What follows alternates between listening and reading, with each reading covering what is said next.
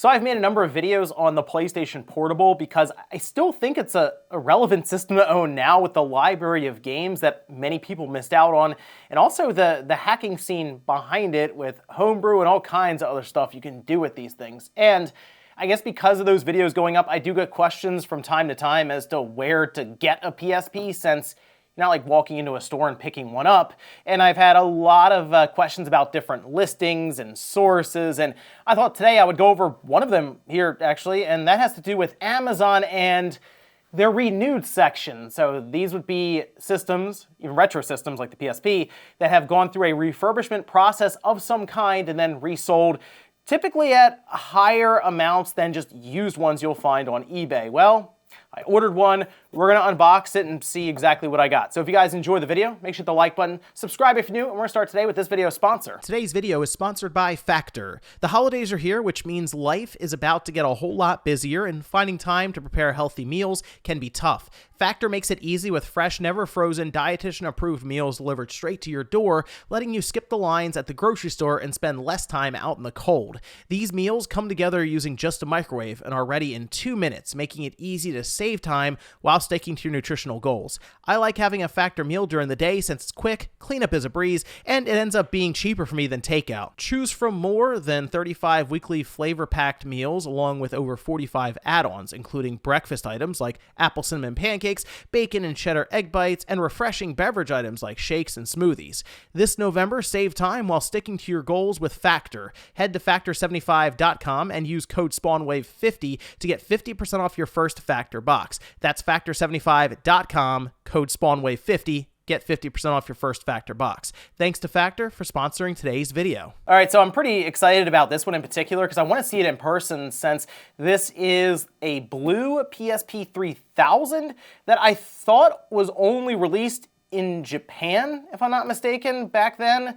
And it's not really a big deal for the PSP because it's region free, so you change around language settings or anything there. And again, with the hacking scene behind it, it really doesn't matter at that time when you soft mod it and do all kinds of stuff. So let's check it out. This is the box to tear the shipping label off of the top here. The nice thing is when you order renewed on Amazon, it comes in like 2 or 3 days maybe, so it is pretty quick. So there is convenience there, and typically it's backed by some sort of warranty or something through Amazon, and there are reviews underneath of the listing, which this one was interesting because there are a number of reviews that say the product showed up dirty and disgusting and cracked, like the plastic or something on it, and others that say it's immaculate and it's perfect. So we'll see, I guess, what we got here.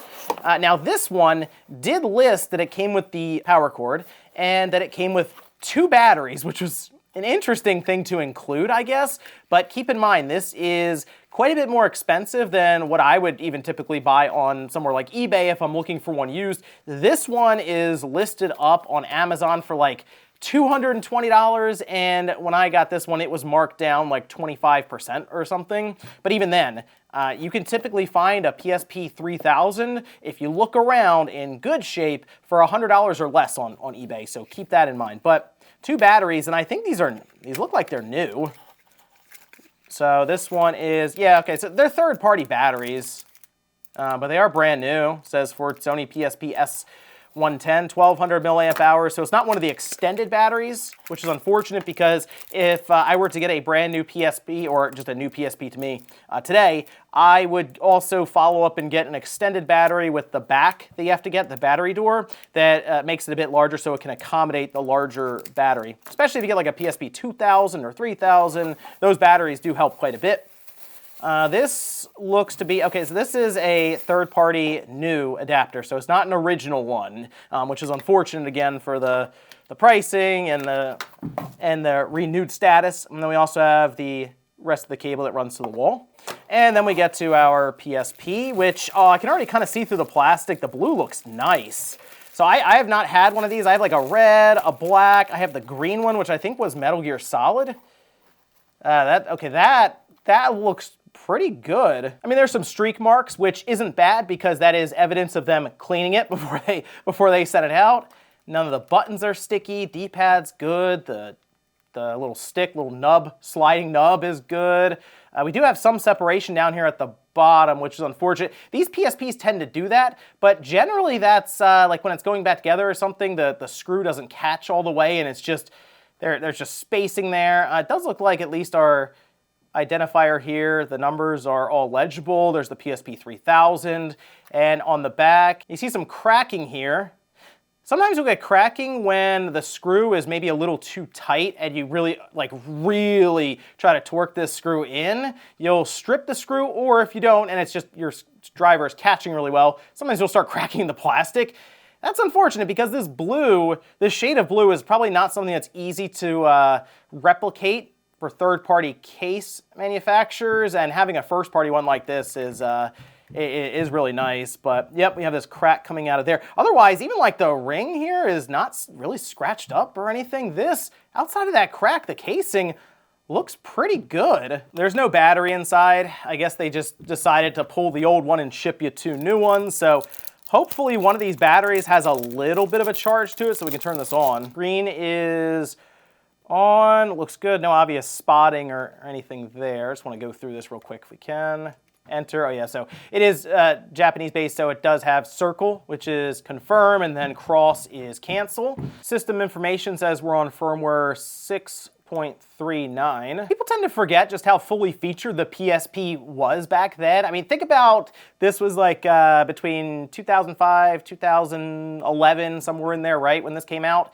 Skype is on here. There's, let's see, Skype.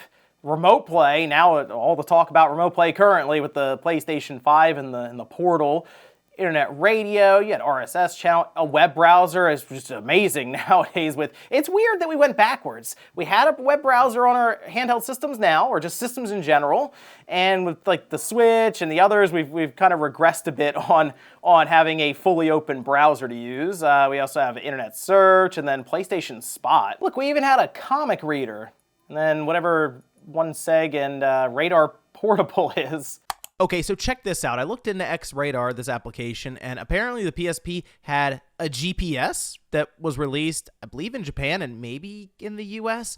I wasn't really familiar with it, but this is interesting to me. So if you'd like to see me, I guess, track down one of these GPS accessories and try it out, let me know in the comments. It says we have 65% battery left right now. It comes in, it says anyway, at 4 hours and 21 minutes, but as soon as you start playing a game with it, that's gonna drop pretty quickly. Obviously, the big test is gonna be, can it read a game? So I have Midnight Club here that's seen better days. These UMDs, man, they would just go through it constantly. It's hard to find UMDs that aren't trying to split at the edges nowadays. So this came up immediately. Like it didn't even really have to think about it much. The speakers are good.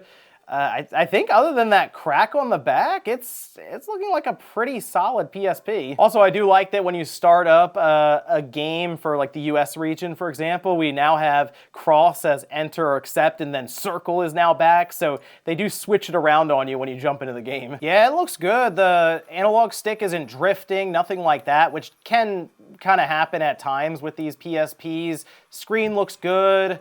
Volume's good. Yeah, the PSP itself is it's in good shape. I think it is still pretty impressive to look back at this time and see games like Midnight Club and see how close it came to the console variant with this being a handheld at the time. It's still pretty fun to kind of experience some of these games from the generation and see what they came up with. See, look, it's cross to accept here, and then I hit the PlayStation button to go back to the OS, and now it's circle. So that is something that could get annoying or confusing if you pick up a Japanese region PSP. You're going to be going back and forth between circle accept or circle cancel if you're on the OS or if you're jumping into like US region games. Although, who knows, with Homebrew now, there might be a way to flip that around just in the OS menu when you modify it. But basically, if you like the way a Japanese PSP looks because they got these sorts of color schemes, yeah, go crazy. You can pick any of those up and it'll work fine with your games. So even though the warranty sticker still appears to be intact, I figured, hey, we'll go ahead and at least pop the front off just to see what's going on, if anything. But based on what I'm seeing here, I don't think it's really ever been opened. Okay, all the screws out. The front lifts right off there. And from what I'm seeing, no, it doesn't look like this has really been tampered with at all. Usually you can tell because Like, for example, this has to be pried up, and sometimes that'll be a little loose. This looks factory, which is going to bring up the question about renewed or refurbished, because typically you expect systems to have been opened in order to accomplish that. I assume at this point, though, there wasn't really anything wrong with this PSP other than them maybe having to clean it, and that's what they count as renewed. You can kind of see where the split is in this plastic. It's right by where the memory card door would sit down. Not this piece of this silver piece, but underneath here where that black plastic is, it like separates it from here. So I don't know if just over time this part of it just became weaker and broke from, I don't know, maybe grabbing it. It's hard to say, because otherwise the PSP is solid, and if it hadn't really been opened or the screws weren't really tampered with, it would have just kind of cracked on its own over time. And while I'm not necessarily unhappy with what I ended up here for this PSP, I can't really recommend it, because the price point versus what you can find on eBay for about half the price means you could spend the rest of that money on extended battery for it, games, a large memory card, which in turn can also play into the idea of soft modding it and doing all kinds of other stuff there. So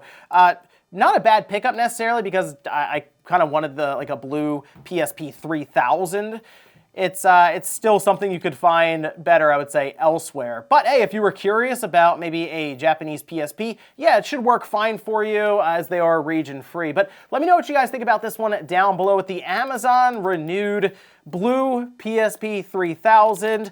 Not necessarily a bad place to buy, just maybe an expensive one to buy. Thanks guys for watching, and I'll see you next time.